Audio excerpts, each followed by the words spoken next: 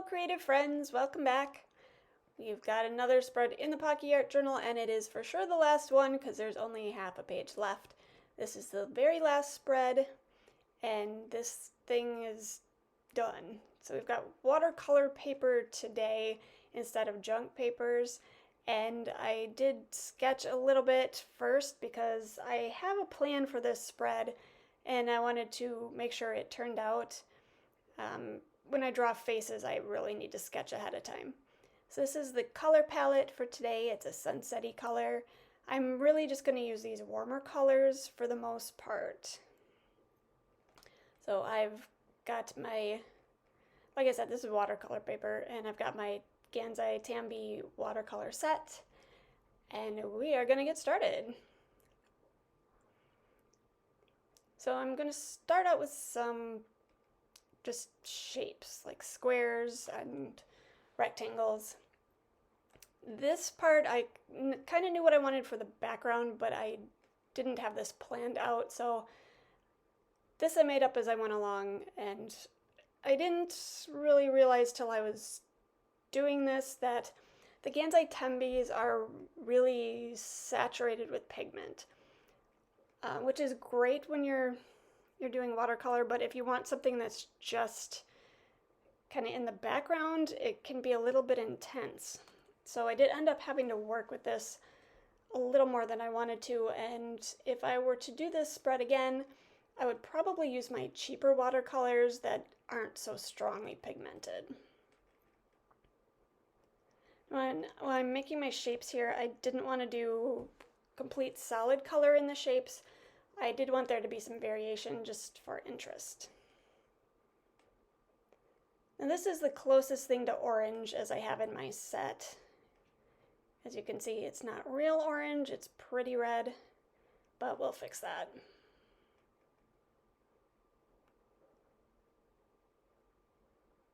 And I did touch the yellow, so you can see the color is bleeding in there. I did do that on purpose. I considered just letting all of these squares dry in between, but A, I was just frankly too lazy to do that, and B, I wanted to see what would happen.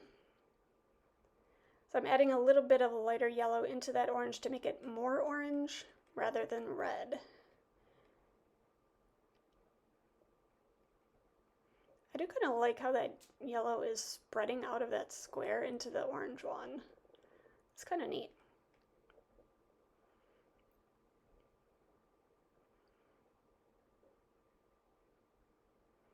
This one I didn't quite get the same effect with the yellow spreading into the orange because the yellow had dried too much already. And there I just kind of spattered a little bit. Paper towels are always handy when you're working with watercolor. I just lifted the paint right off the page and it disappeared. So here I had to add water to get that spreading effect because the yellow had dried too much.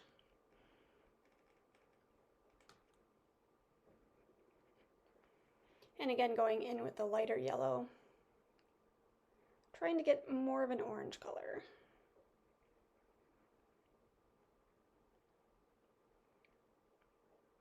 And as much as I liked the yellow spreading effect, I did still want to have a square there.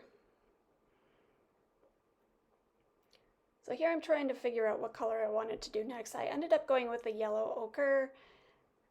There's really only one yellow in the color palette and two oranges, but I only had one kind of orange color in my palette and several yellows to choose from, so we just improvised and went with the yellow ochre.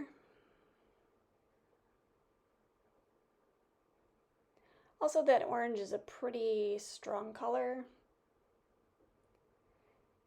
and since this is background, I don't want too many strong colors.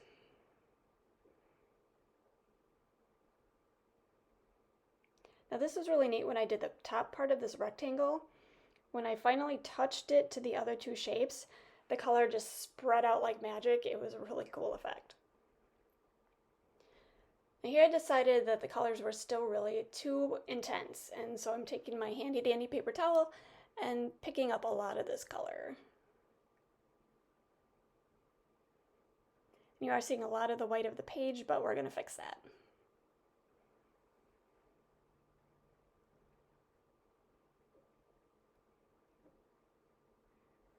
So I'm using a lot of water and very little, if any, paint, and just kind of spreading everything around. And that covers up all of that white that was showing through.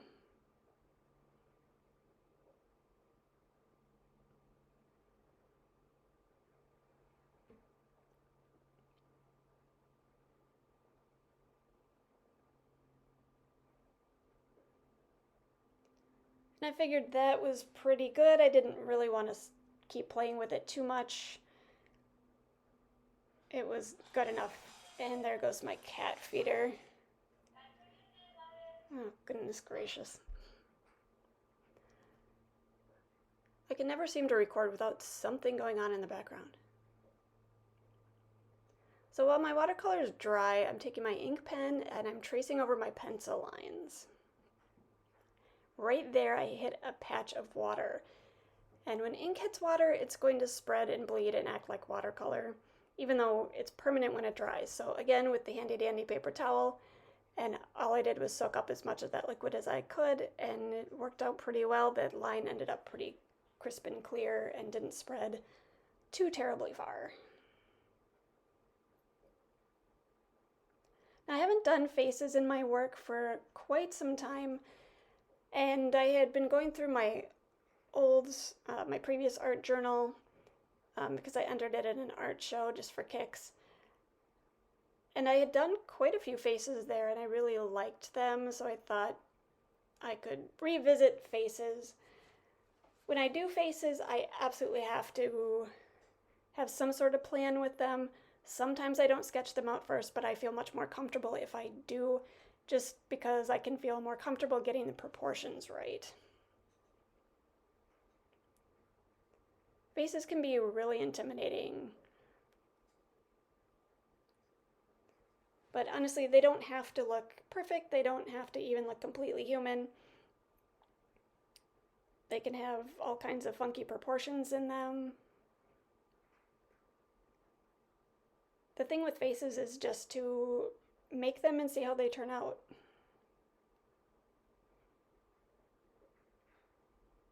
And the more you do it, like anything else, the less intimidating it is. The more you get used to it, the more practice you have, the better you get. So don't be afraid to try faces, even if they look absolutely nutso when you get done.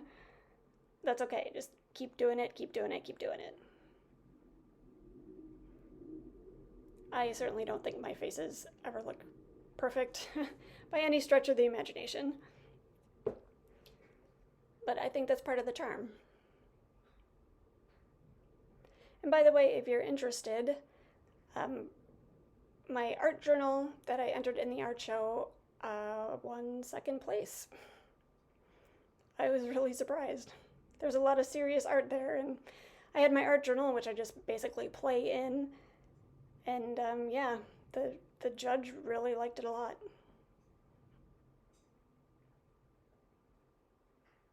So I'm going to say a word about drawing eyelashes. I kind of like to draw my faces with their eyes closed, just because eyes can be really intense, and if you don't get it quite right, the emotion that's conveyed can be completely different from what you want it to be. I don't know, I need more practice with eyes. I probably should draw more open eyes. But in this case, I definitely wanted it closed because I wanted the emotion of smelling the flower to be conveyed in this moment where she's just at peace and enjoying the moment that she's in, enjoying the fragrance of the flower. So back to the eyelashes. When you draw eyelashes, you want to make sure they don't all go in the same direction. You always want to have some that are crisscrossing, because that's what real eyelashes do. It looks pretty unnatural if you just have them all going in the same direction all the time. That is, of course, the effect that we try to get when we use mascara, trying to get all of our eyelashes to go in the same direction. But it doesn't really work out perfectly. So I did have to get out my spiffy little hair dryer here. You want to make sure when you're doing ink over watercolor that it's absolutely bone dry, because as you saw before, when ink hits water, it's going to spread.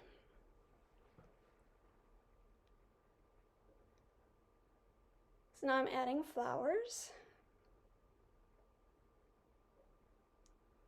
And I wanted to do, simple, cutesy flowers. I didn't want anything even remotely realistic. The realism I saved for the flowers in her hair, which I didn't talk about because I was busy chatting about other things. The flowers in her hair I cut out of a gardening catalog. And if you get gardening catalogs, I highly recommend you keep them to use in your work because I've used mine a million times. So I did want that touch of realism. I like to have just a little bit of realism mixed in with my whimsy because I really like that juxtaposition. And instead of spending a lot of time drawing realistic flowers, I went the lazy route and just cut out photos.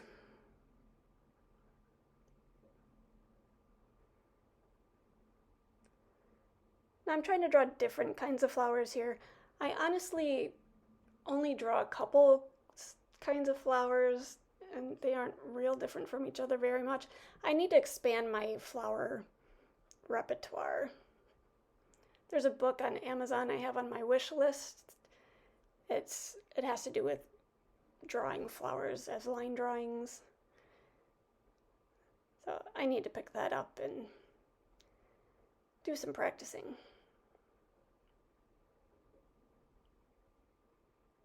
But for now, this is what I came up with.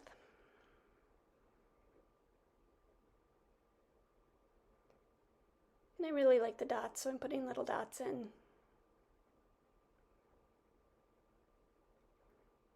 Just for fun.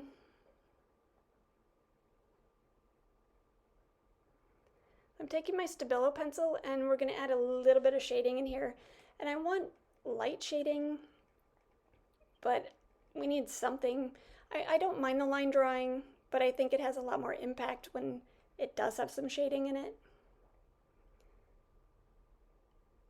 I don't want a lot of dimension because it is a line drawing, but a little bit goes a long way.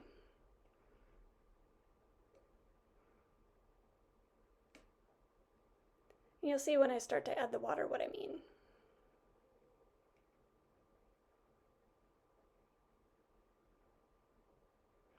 I'm just going very lightly in all the places where you'd have shadows on your face.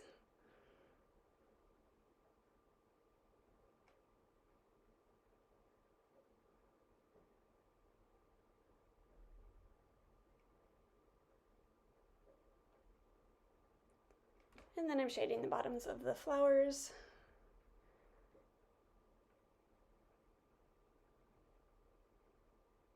The hands, I have to tell you, I spent so long trying to get the hands to look halfway decent.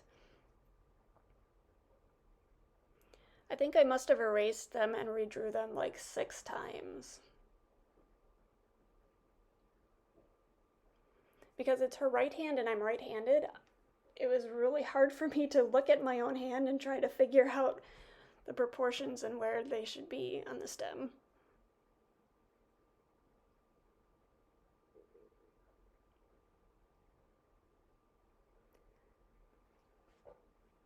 So then we're going to add the water and see how dark the Stabilo pencil is. Yeah. Going back to the handy dandy paper towel, I'm going to just blot all of that until it's light enough. I want it light, but I still want it to be there. It adds just a little bit of dimension.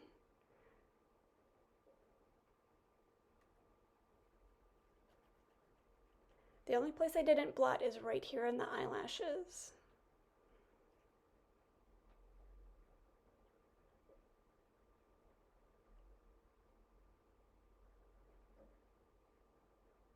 And if it's too dark, you just add more water and blot it again.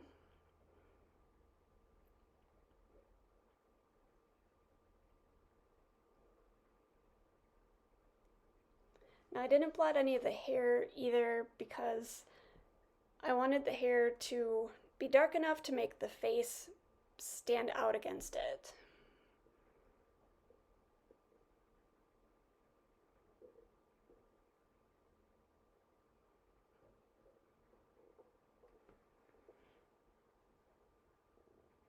And now you can really see what an impact it is to have just that little bit of shading.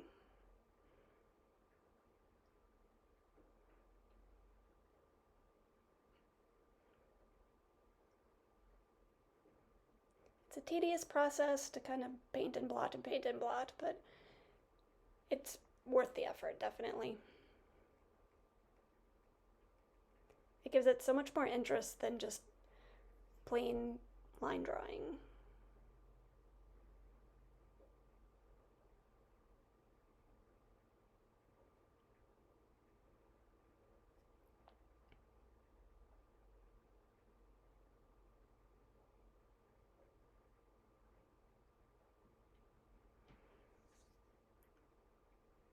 And so this is really cute, but I don't think we're quite done yet. I decided I want to put a border around it. Because those shapes are just kind of floating in space there, I really wanted something to contain them. So I've got my acrylic markers.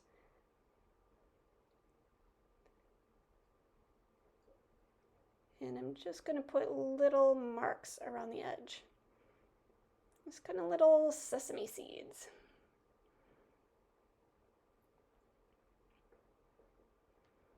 And I spaced them out kind of like bird tracks.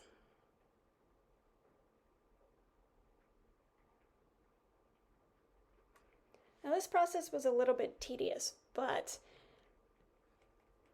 I really thought about just letting my body relax during this. Making marks really is, repetitive. You don't have to think about it. So I concentrated more on relaxing my body and just enjoying the process of making these marks, making this art. I think we spend a lot of time doing things and not enough time appreciating what we're doing as we're doing it. I know I have a tendency to want to get to the end of the project and see how it turns out and feel that satisfaction of completing something, that I forget to enjoy the process of making it.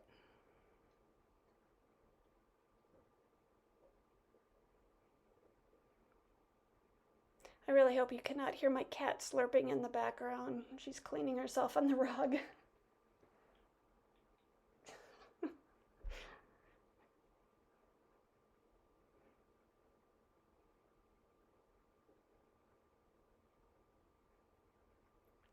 I really like how this border turned out.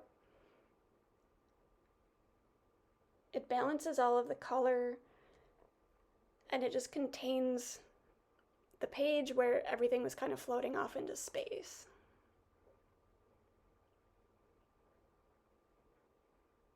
I think it brings a lot of cohesion to the piece.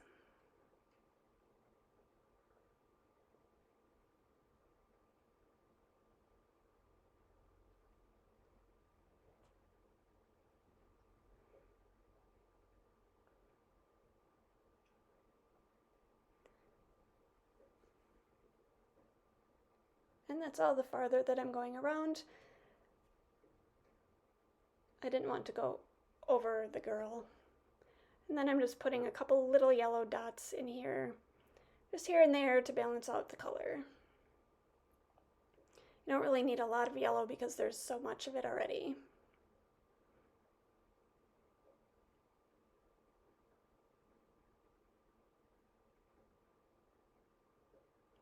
Now I've got my yellows, I've got my oranges, and I've got black. But the color I didn't use yet is green. I don't want a lot of green at all because it's a very strong color with all those lighter, brighter colors. So I decided to just do the stems and see how that looked. At first I considered only doing a couple stems, but ultimately I decided to do all the stems. And it's just enough to have green in there, but not enough to pull your eye away from those oranges. And then I'm adding a little few leafy thingies in with her flower crown.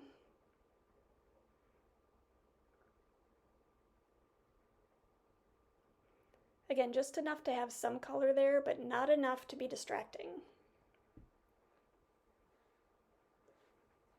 So I have my picture done. All I have left to do is put my words on.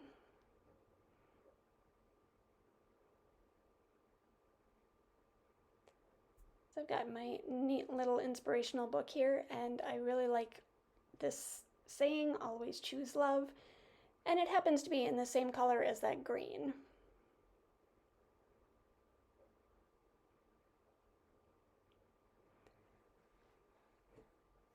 Now, I did look at several other phrases. There were some that were a lot longer that I thought would not fit on the page well.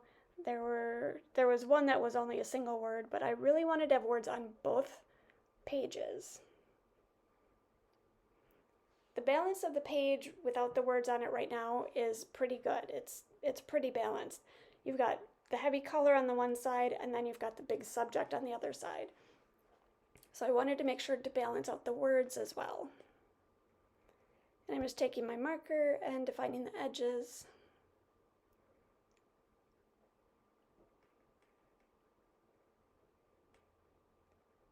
Because my subject is so large, I decided to put choose love on the right-hand side and always on the left-hand side,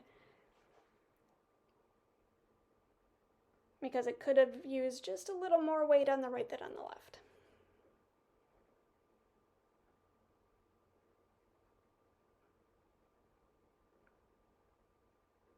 When I glue things down, I do have a tendency to move them just a little bit while the glue is still wet.